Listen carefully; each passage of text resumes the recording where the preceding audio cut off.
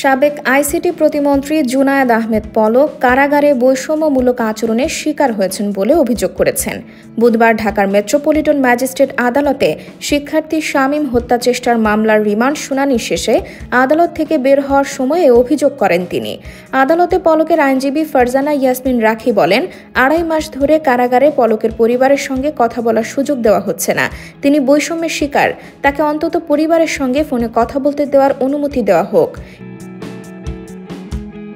এ সময় বিরোধিতা করে রাষ্ট্রপক্ষের পাবলিক প্রসিকিউটর ওমর ফারুক ফারুকী বলেন, রাষ্ট্রের গুরুত্বপূর্ণ আসামি পলক, নিরাপত্তার স্বার্থে তাকে এখন ফোনে কথা বলতে দেওয়া হচ্ছে না।